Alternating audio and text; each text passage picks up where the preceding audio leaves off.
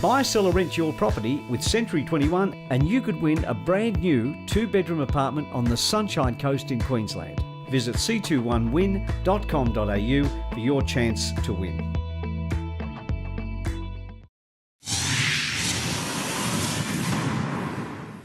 Welcome back to Your Property Empire. Well, joining me on the show tonight is John Mansamelli from Hunterwood Solutions, and we've just been joined by Charles Tarbey, Chairman and owner of Century 21 Australasia.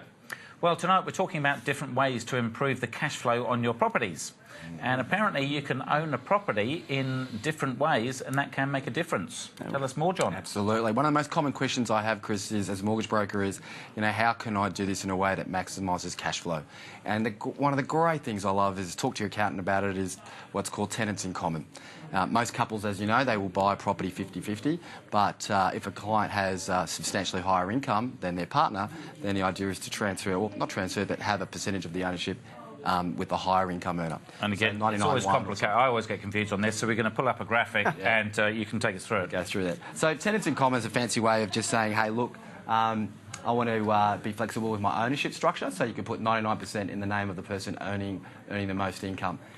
What you'll need to know as well is in the event of death, you need to get a will because the surviving partner does not automatically get it. Whereas joint tenants on the right-hand side is 50-50, that's equal ownership, and in the event of death, it passes on to the partner.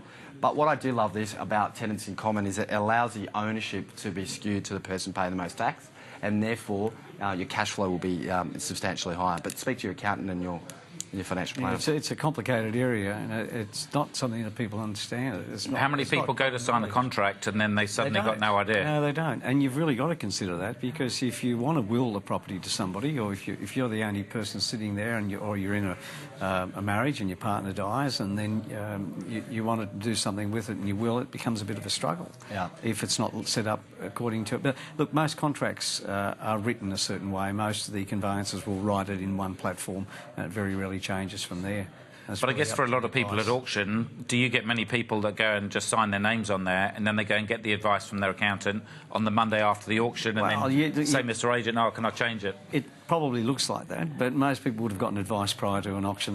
If they're sensible about it, and that's why they get a contract, most cases, they're going to go and get their conveyancer to look at it well before that, just like you would, Chris. Get your advice before. Well, beforehand. Exactly.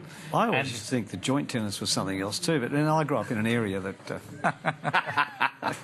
We better move on before we get the rest of the end of Charles's joke. Before Charles did. So the fourth cash flow way to increase your cash flow. Yeah, this is one that is little known. It's the building depreciation allowance. So for a lot of viewers, they may not be aware that after October 1987 that you can depreciate the building itself.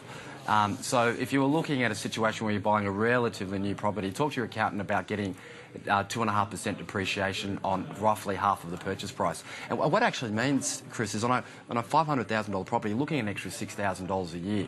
And the government does this because what they're trying to do is say, let's add some more housing to the supply and also stimulate the economy. And so what it actually is depreciation on the outside of the building. It's the actual physical bricks and mortar of it. So speak to your accountant about it, but it's a wonderful way to claim some depreciation on stuff that you may not even claim.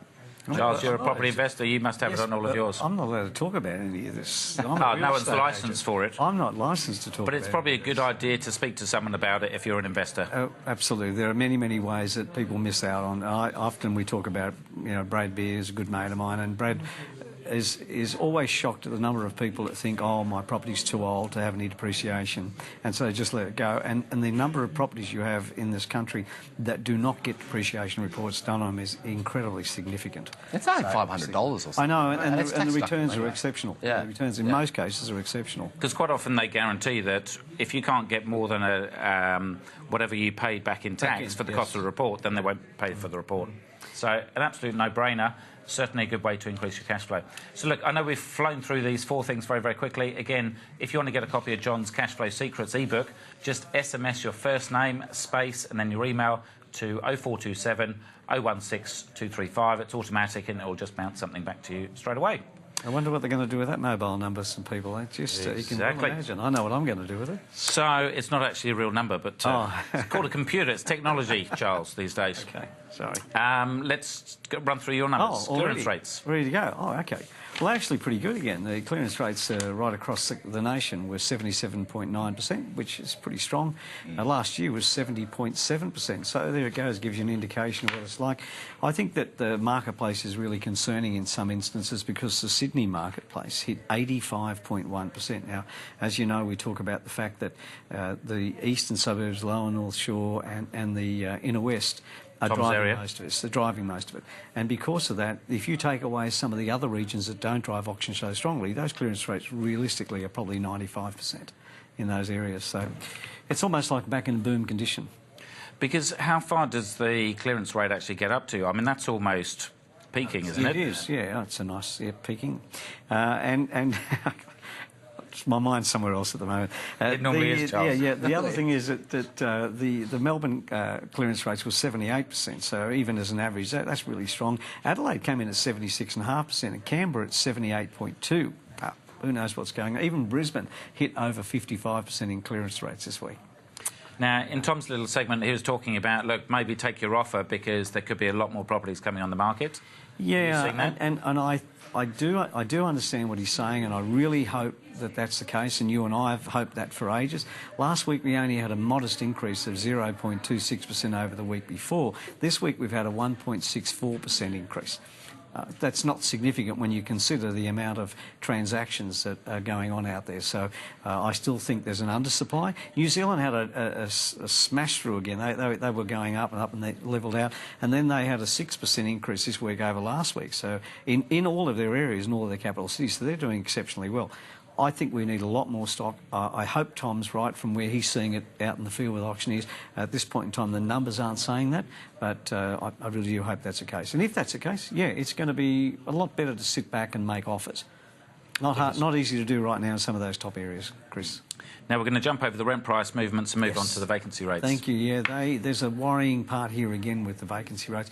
Sydney again had a great week at 2.28%.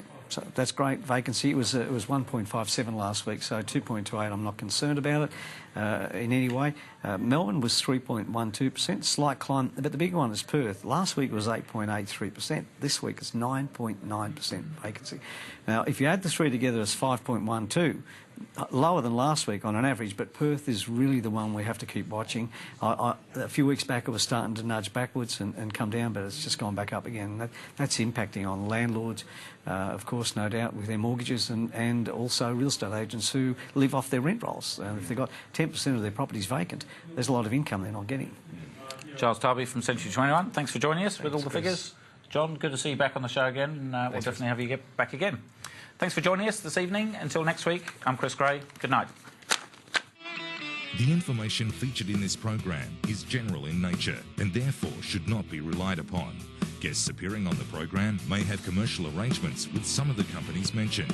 Before making any investment, insurance or financial planning decisions, you should consult a licensed professional who can advise whether your decision is appropriate for you.